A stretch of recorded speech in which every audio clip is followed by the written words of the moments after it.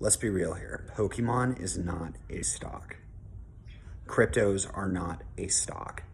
And what can happen with things that are not regulated is that people of privilege can manipulate the market. And it makes total sense. And that happens all day long with trading cards. If you look at big personalities on YouTube, huge dealers who are giving advice and propping up the values of cards and then buying huge volume of them to decrease supply, that's just a privilege of being privileged, I guess. I entirely understand why Logan Paul opened up those first edition booster boxes. I understand why he bought the first edition Charizard. I understand why he has an illustrator card around his neck. It's free cash that he can elevate. And the more he promotes those cards, the higher it's going to increase in price. And that's something that's happened from the beginning of time. Even in regulated investment arenas like the stock market, if you see these penny stocks and they're followed by these really small, obscure analysts that are just talking about being the next Microsoft, odds are they have enormous holdings of those positions. And on the pink sheets, those stocks get pumped and dumped all day long. And that's in a regulated market. Now think of trading cards, which has zero government interference or oversight at all. And there's tons of money. And this is capitalist America. It's rampant with greed. Of course, people are going to try to manipulate the prices to make money. That's just the way it is. But in terms of what an impact I think it's going to have long term, I don't think it's so different than things that I've done previously. I mean, when Logan Paul opened those boxes, it did bring in droves of people, which is shocking to me it did, but it did, into the hobby. Now, I think people would have come in anyway during the pandemic because of the sheer nostalgia factor. People were buying up cards, but what happened was people started to realize that a lot of these cards are worth a significant amount of money, which most people didn't previously. There were people quietly making millions and millions of dollars dealing with these high grade cards, which had relatively high population. It's just people didn't really know any better.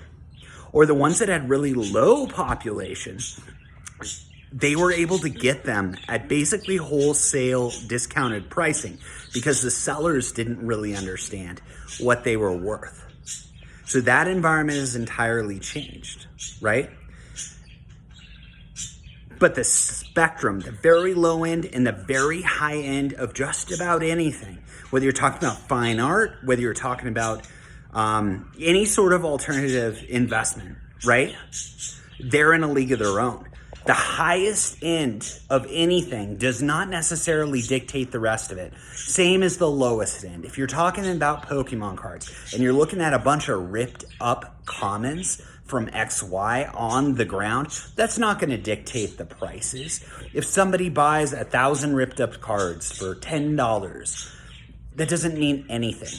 It's just like if somebody goes and buys a Beckett's 10 first edition Lugia for $150,000. That doesn't bring any more light to the hobby. The thing that's changing now is all of those things are happening sequentially. So I don't think there's going to be a lot more shock. I think what's going to need to happen to prop up the broader markets is going to be something different, something innovative.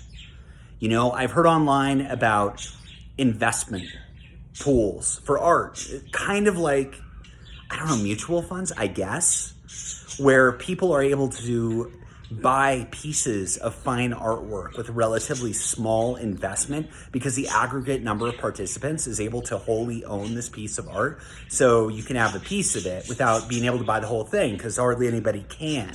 You know, I'm talking about ultra high end, like Monet, Rembrandt. That's similar to how some REITs behave, right? It's a bunch of people investing money and they're buying real estate together, like huge apartment buildings or hotels or anything of that nature, right? That sort of model has existed previously. I've seen that model starting to shift into trading cards a little bit, and I think that could potentially catch on. But it's not so different than what has already been done with other things. And I don't think there's enough extremely high value or as much trajectory with the card prices that's going to be needed to get a year after year return on these rare sealed products, graded cards and singles forever. What I read, and I'm not sponsored by any sort of investment company, and this is not financial advice in any way, this is just my personal opinion, but what I've read about some of those art funds that people buy into, it averages between 11 and like 13% a year, which seems really crazy to consistently perform that. But that's really what Pokemon cards have done for quite a while now. That's generally the average rate of return. The thing I don't understand is how to convince somebody that it makes more sense for them to send this money to a company to digitize their assets and own a piece of something when they can just buy a couple sealed booster boxes and sit on it, because that's kind of similarly how it's performed. I don't know. Anyway, I wanted to comment kind of on what I thought about the Logan Paul thing and the continual Logan Paul thing. And I'll summarize it as this. I think it is entirely natural for someone in that position to perform the way he has done with the idea of propping it up to make money. Like I said, it's always existed in every single investment category that has not been regulated, or like I said, that is supposed to be currently regulated. But I don't think it's really going to have any lasting impact to you, to me, or to almost anybody else investing. The very few are hunting down a Pikachu illustrator. They might see some fluctuation in price, but that is not the broader hobby, and that is an outlier, and you always have to watch out when gauging anything by the outliers. This is David with Desert Cycle Gaming. Please like and subscribe.